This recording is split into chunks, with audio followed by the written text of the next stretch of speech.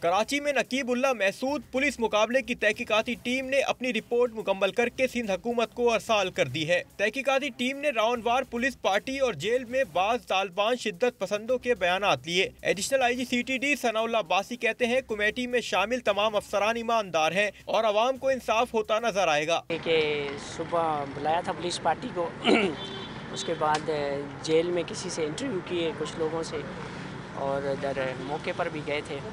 میں آپ کو بتاؤں، میں کسی merit of the case per discuss نہیں کروں گا، جو کچھ چیزیں تھیں وہ ہم نے رپورٹ میں بھیج دی ہیں۔ سارا انصاف نظر آئے گا لوگوں کو، رات میں بھی دن نظر آئے گا لوگوں کو، انصاف نظر آئے گا لوگوں کے کہ انصاف کیا ہوتا ہے۔ میں کسی کو کوئی بھی تبصرہ نہیں کروں گا، لیکن لوگوں کو یہ یقین ضرور دلاتا ہوں کہ ہم اپنے ضمیر کے مطابق کام کرنے والے لوگ ہیں، اور شاید سندھ پولیس پوری بھی۔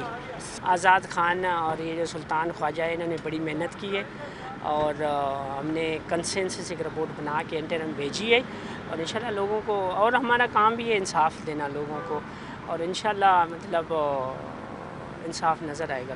ایس ایس پی ملیر راؤنڈ وار نے 3 رکنی تحقیقاتی کمیٹی کے رکن ڈی آئی جی سلطان خواجہ پر تحفظات کا اظہار کر دیا ہے۔ راؤنڈ وار کے مطابق ڈی آئی جی سلطان خواجہ نے سابق ایس ایچ او شاہ لطیف ٹاؤن کو بلا کر کہا تم بیان دو تو ہم تمہیں بچا لیں گے۔ راؤنڈ وار نے پولیس مقابلے کے خلاف سوراب گوٹ پر احتجاج اور ہنگامہ آرائی کو اپنے خلاف سازش قرار دیا اور کہا کہ ان کے دور میں کبھی سوراب گوٹ بند نہیں ہوا۔ راؤنڈ وار کا کہنا تھا کہ وہ مقابلے کے بعد موقع پر پہنچے، اس کے حقائق چیک کیے جا سکتے ہیں۔ مقابلے کا مقدمہ ایس ایچ او کی مدعیت میں درج ہوا۔ انہوں نے دہشت گردی کے خلاف بہت کام کیا ہے، ان کے خلاف کارروائی کی سفارش سمجھ سے بالاتر ہے۔ محمد رضا، ڈان نیوز، کراچی۔